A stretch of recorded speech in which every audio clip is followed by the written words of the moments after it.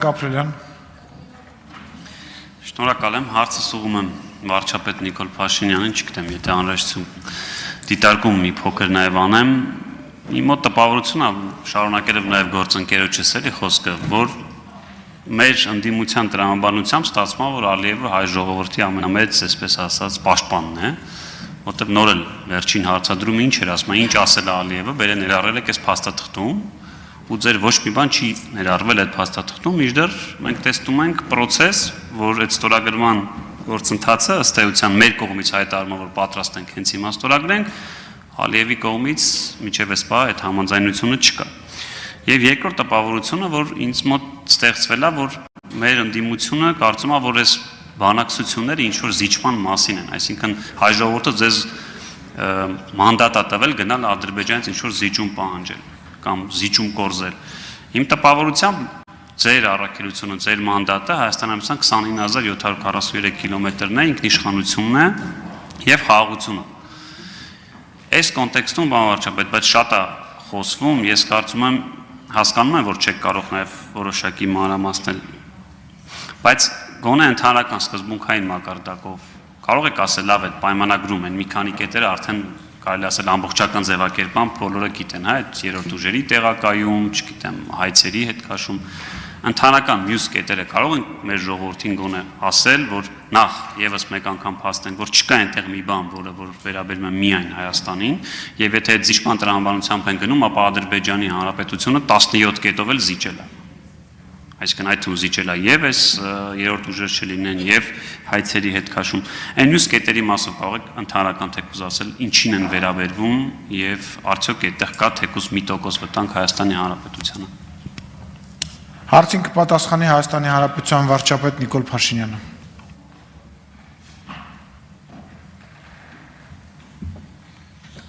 Շնորհակալ եմ հարցի համար, պարոն Գաբրելյան, բայց կարծում եմ այդտեղ քաղաքական բառարանի խնդիր էլ կա։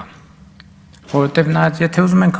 ես նախորդ հարցից մեկինի պատասխան ասեցի։ Նայած ինչի հետ մենք համեմատ ենք, այսինքն որն է մեր չափանիշը։ Էլի ես վերադառնամ 2023 թվականի ապրիլին այստեղից ունեցած 23 կամ 24 թվականի ապրիլին այստեղից ունեցած, չէ 24 թվականի ապրիլին, որտեղ ես խոսեցի իրական Հայաստանի եւ պատմական Հայաստանի մասին։ Եթե հարցը դիտարկում ենք պատմական Հայաստանի տեսակետից, այո, կարող ենք ասել, որ դա զիջում է, կապիտուլյացիա է, ինչ անուն կարող ենք ասել, ասես ինչ ցանկացած անուն կարող ենք դրան ասել։ Բայց այն խոսքը վերաբերվում է Հայաստանի Հանրապետության ինքնիշխան տարածքին,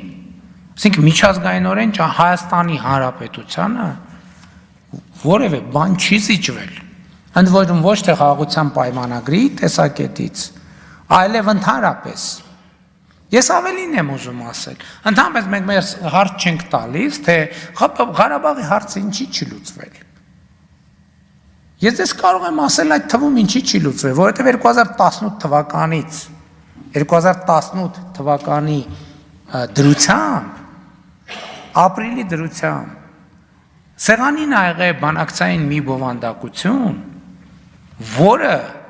Ղարաբաղի հարցի մասին մեր ունեցած պատկերացման հետ համեմատ, որը արտահայտվել է ամենատարբեր ուղերձներում, այդ թվում իմ ելույթներում, հայտարարություններում, այդ իրադրությունից դուրս գալու համար, այդ իրադրություն լուծելու համար, մենք պիտի զիջեինք, հետո էլի պիտի զիջեինք, հետո էլի պիտի զիջեինք, հետո էլի պիտի զիջեինք, հետո էլի պիտի զիջեինք, հետո էլի պիտի զիջեինք։ Որևէ գործողություն, տեսեք օրինակ բանը, Սերժ Սարգսյանը առաջինն էր, չէ, որ բանից 20 թվականի նոյեմբերի 9-ից հետո դուրս թռավ եւ ասեց կապիտուլյացիա։ Ուրեմն այն բանակցային բովանդակությունը, որ 2018 թվականին Սերժ Սարգսյանը թողել է, այդ կետից որևէ գործողություն, որևէ հնարավոր գործողություն, տեսեք ինչ եմ ասում, չկար որևէ մի հնարավոր գործողություն, որը նույն տրամաբանության մեջ հնարավոր լինել ձևակերպել այլ կերպ, քան կապիտուլյացիա։ Որևէ գործողություն։ Եթե կար թող այդ գործողությունը աներ, ոչ թե գար էս ամբյոնից բան աներ, պատերազմ անոս աներ։ Այսինքն թիվ մեկ կապիտուլյանտը, որ բերել է պրոցեսը հասցրել է միտեղ, որտեղից ուրիշ ելք բացի այն ինչ որ ինքը անվանում է կապիտուլյացիա չկա, իրանց գործը ինչ է։ Իրանց 2020 թվականի նոյեմբերի եւ դրանից առաջ էլ ամբողջ գործը ինչ է։ Որ իրենց կառուցած, այն ինչ որ իրանց կառուցած կապիտուլյացիան փաթաթեն ուրիշների կոնկրետ մեր կոնկրետ իմ վզին։ Բայց դրա համար եմ այդ մարդկանց ասում եմ լսեք եկեք գնանք ուղիղ եթերում կանգնենք խոսանք։ Իրենք հատ մտքի տիտանը ասում են ես այսօր գործ ունեմ, ես այսօր բան, այն մեկն ասում է, մեկ բոլորը ասում են բան, բոլորն ասում են մենք իր հետ բանավիճելու բան չունենք։ Հետո իրանց երեխեքին, թորներին, ծորներին, խնամիներին, բանին, հարսներին, բաջանաղներին խրգում են ասուլիսներ տալու, գնացեք, արա, եթե բան չկա բանավիճելու, վեր ընկեք տեղներդ, ձեններդ կտրեք։ Եթե բանավիճում եք, եկեք խոսանք։ Ես ասում եմ, ես ձեզ հետ չեմ բանավիճի, ես ձեզ հետ պատերով կտամ, եւ այդտեղի ձեր քաղաքական դիակի մնացորդները դուրս կհանեն, իրեքիդ էլ վերաբերվում է, հերիքան ներվերներիս հետ խաղակ։ Ես ձեզ ոտի տակ կտամ, ոչ թե ձեզ հետ կբանավիճեմ։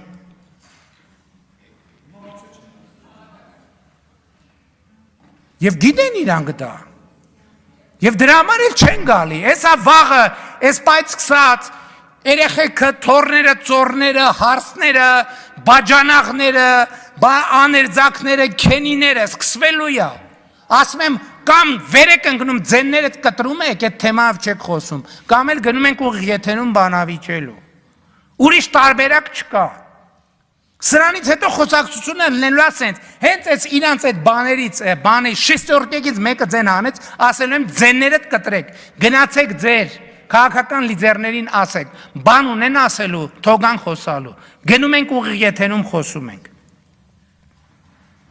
Հերիքան ինչքան կարելի է մարդկանց բան անել, սղոցել ուղակի։ Ընդ որում պրոբլեմը մեզ չեն սղոցում, սա մեզ համար բացարձակապես ձեռնտու խոսակցություն է։ Սղոցում են մարդկանց, սղոցում են հանրության նյարդերը։ Էս է խնդիրը, ասում եմ, սա մեզ համար քաղաքական ամենակոմֆորտ միջավայրն է։ Ասենք քաղաքական լիդերներ եւ քաղաքական ուժեր, որ ընդհանրապես բան չունեն ասելու, որևէ քաղաքական շանսից զուրկ է, ասենք միլիարդ էլ ծախսեն իրանց, ասենք գիտությունը չի կարա, էլի կարա ԴՆԹ անալիզ անի, բայց դինոզավրին չի կարա կենթանություն հաղորդի։ Ասենք սրանից ավելի լավ քաղաքական միջավայր մեզ համար չկա, բայց իմ պրոբլեմն է նա, որ մարդկանց ժողովրդի ներվերի հետ են անդադ սղոցում։ Սրա մասին է խոսք։ Արձագանք։ Շնորհակալ։ Մարինա Ղազարյան։ Հարցս ուղղում եմ ԿԳՄՍ նախարար Տիկին Անդրեասյանին։ Օգտվելով առիթի